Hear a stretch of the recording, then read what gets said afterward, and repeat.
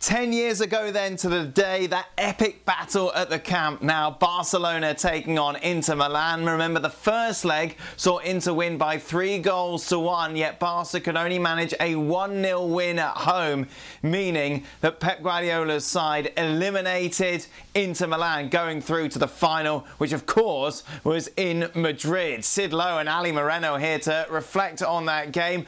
Sid, this really was the start of the good versus evil Guardiola versus Mourinho battle, wasn't it?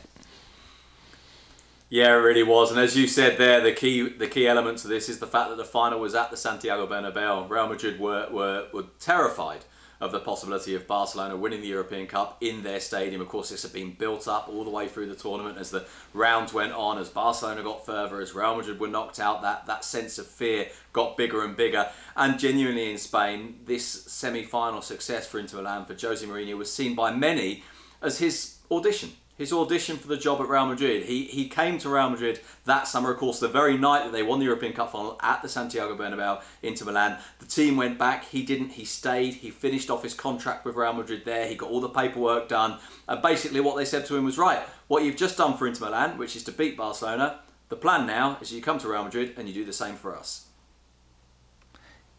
It was like any Hollywood movie, but the ending didn't quite play out as many would expected, Ali. Of course, Barca getting that 1 goal against 10 men. You expected them to get more, but Inter, stubborn Jose Mourinho side at its very best.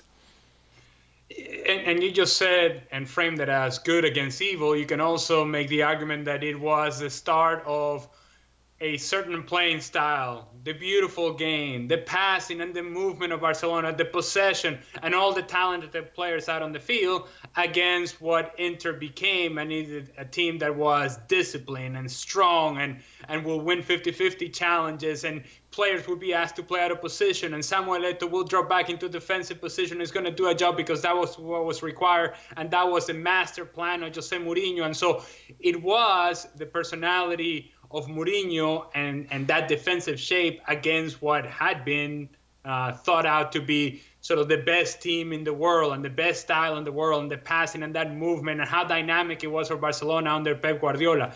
So it was not only a clash of styles in terms of the personalities of the coaches involved, but it's also a clash of styles in terms of what was happening out on the field.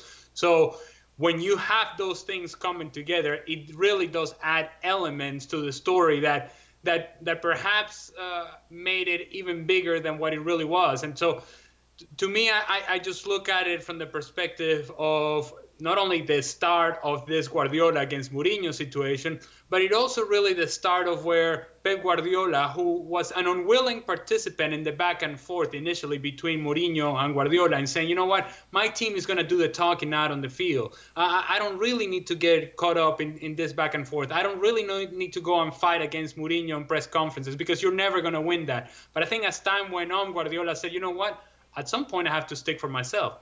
At some point, I have to stick up for my team. At some point, I'm going to have to engage. And in engaging, he went and played a game that Mourinho wanted him to play.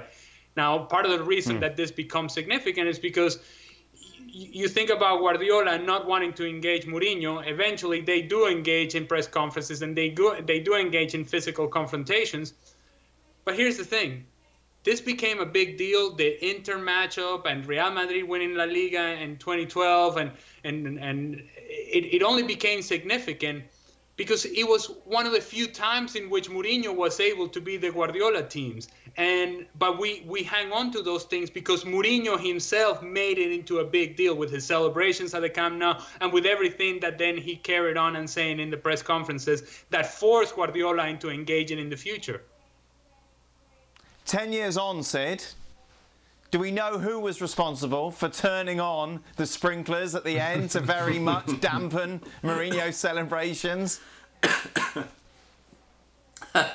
No, we don't. I must confess that's a piece of information I've never been able to find out. It was an incredible scene, wasn't it? Mourinho running across the pitch with his finger up, and Victor Valdés trying to say to him, look, don't do this. You know, you don't need to wind up the fans. You don't need to make it more about this. And Mourinho essentially saying to him, never mind that, look, my fans are up there high, very, very high at the Camp Nou, the away fans. And then the sprinklers came on, and I think that just added to the whole thing. And as Ali says, it led to this whole kind of engagement on a level which actually Pep Guardiola didn't really want to become involved in. This kind of fighting off the pitch, these arguments off the pitch, which of course we saw come to head when they faced each other in the Champions League at the Bernabeu as Real Madrid and Barcelona manager, when Mourinho made that infamous rant now about saying why to everything and complaining about referees and a conspiracy and so on. But no, we never did find out who turned the sprinkler system on.